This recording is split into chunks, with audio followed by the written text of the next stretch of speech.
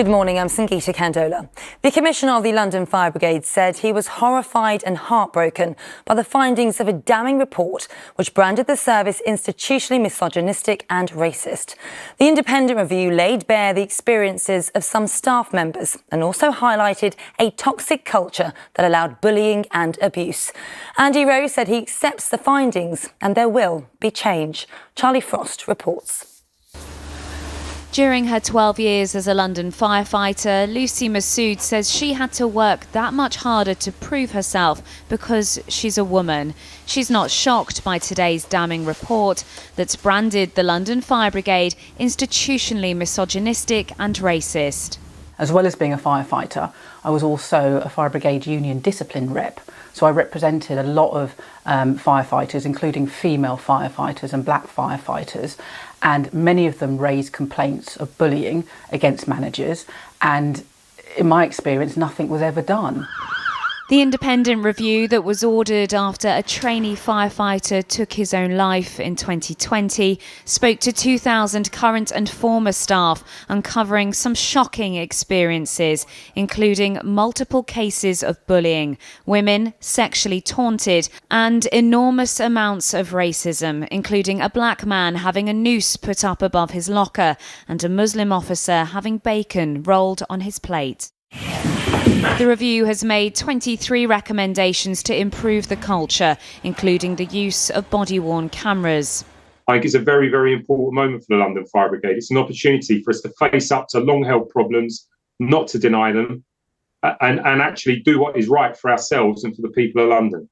Firefighters face danger every day. Now the service will have to tackle its culture with the same force. Charlie Frost, ITV News. Today is expected to be a difficult day for travel, with train drivers striking at 11 rail operators and yellow weather warnings in place for heavy rain and strong winds from Scotland to southern England.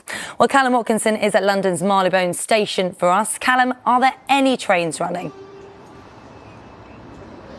Not from here there aren't, no, because Marylebone Station is operated exclusively by Chiltern Railways, which is one of those that has cancelled all of their services today, the others being Avanti West Coast, Cross Country and East Midlands, with the rest of those 11 operating a very limited service. So something that the unions, the operating companies and the government all agree on is that people should check before they travel and avoid the railways if at all possible. And now the unions say that a 2% pay rise that's been talked about simply isn't enough for their members. Crucially though, according to their own research, they say the public is broadly supportive. We find ourselves for the first time ever, I think, with a rail dispute where we've got public approval ratings running at 49 to 64%, because everybody has a family, is currently touched by the high cost of living, high energy prices, and they feel that we're no different to any other grade group, and we should have, as everybody else should have, a pay rise.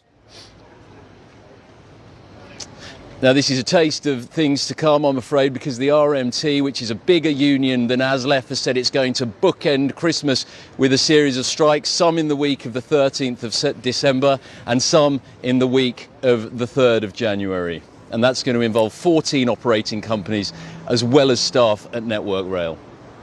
OK, Callum, thank you very much.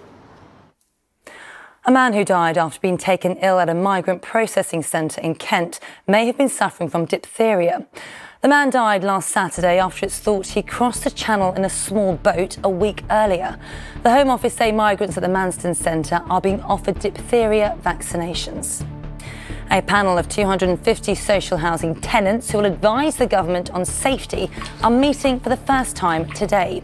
The group was organised following a series of issues in social housing, including the death of 2-year-old Awab Ishak from exposure to mould. And the Princess of Wales says not enough is being done to support the unique potential of children in their first 5 years. Kate said by focusing on a child's early years, a healthier and happier society could be created. England and Wales's hopes at the World Cup are still alive, despite disappointment at England's draw with the US and Wales's defeat to Iran. Both teams still have a chance of qualifying for the knockout stage. Well, Chloe Keedy is in Doha. Chloe, not great performances yesterday, but all is not lost. Yeah, I mean, it's going to be a lot harder for Wales than it is for England, but let's start with England. It was a disappointing night for them, that 0-0 draw with the USA. Last night was their chance to seal their place in the final 16 after that thumping win over Iran on Monday, but it was like watching a different team play last night, and they just couldn't seem to do it. Look, it wasn't a disaster for them by any stretch of the imagination. They didn't concede, and they still topped the group, and they would have to lose to Wales and lose really quite badly on Tuesday not to go through to the next round. Wales, on the other hand, now have an absolute mountain to climb to get out of the group. They lost 2-0 to Iran yesterday. Both of those goals scored in the absolute dying moments of injury time. So real heartbreak for Wales. They've waited 64 years to get to a World Cup. But look, it was a poor performance from them, and they will have to pull something pretty extraordinary out of the bag to turn this around and beat England on Tuesday, which is what they need to do if they're going to progress to the next round. So look, all eyes on Tuesday. I think it was always going to be an exciting game, but the stakes are now even higher for both teams. OK, Chloe, it's all to play for. Thank you. And finally, nudity is normally banned on Australia's famous Bondi Beach, but an exception was made today for an artist and more than 2,000 naked volunteers to make a point about skin cancer. It's hoped the stunt will remind people to protect themselves from the sun. Well, the photo shoot was held at dawn to keep the models safe. And that is all for now. Do have yourselves a great day. Bye-bye.